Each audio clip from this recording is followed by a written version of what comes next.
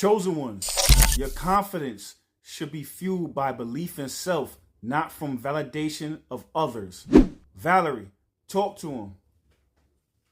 Chosen ones, listen close. Your confidence was never meant to come from applause, because the moment you depend on approval, you give away the steering wheel of your destiny. Real confidence is built in silence, in the gym when nobody's watching, in the dark when nobody claps, in the mirror when you decide you're enough before anyone else agrees.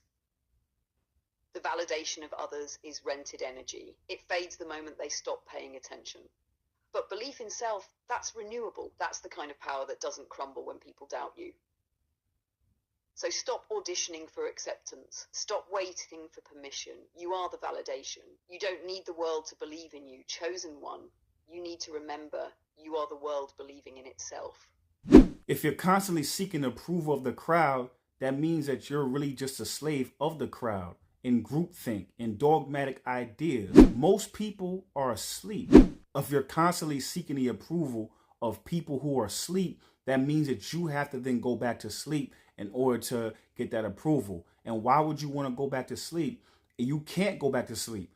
Actually, by the time once you see behind the veil,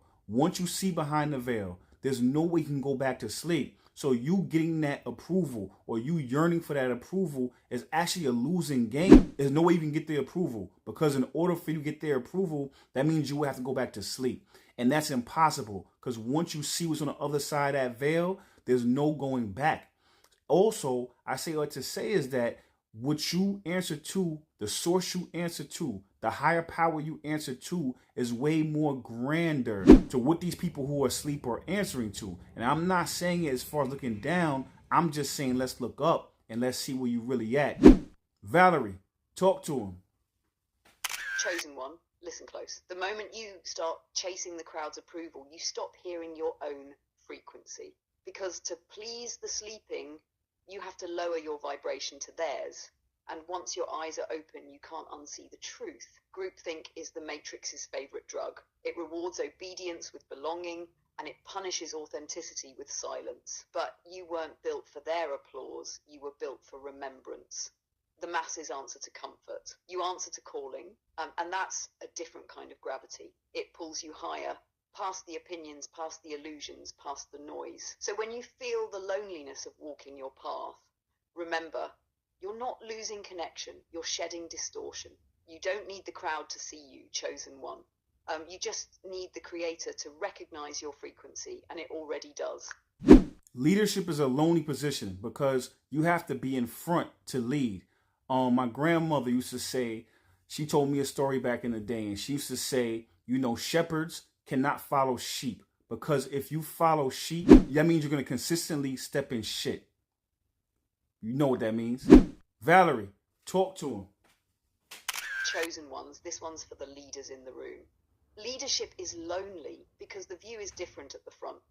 You see storms before others feel the rain. You spot wolves before the flock even knows they're being hunted. My grandmother once told me something I'll never forget. She said, shepherds can't follow sheep, because if you follow sheep, you'll spend your life stepping in shit. And she was right. The moment you start leading, you lose the luxury of comfort. You stop walking where it's clean. You start clearing paths no one's ever walked before. That's the cost of vision. That's the price of calling. So if it ever feels lonely, remember, it's not because you're behind. It's because you're ahead. Stay the shepherd. Keep your hands clean. And don't ever step backwards trying to prove your worth to sheep who can't see the hill you're climbing.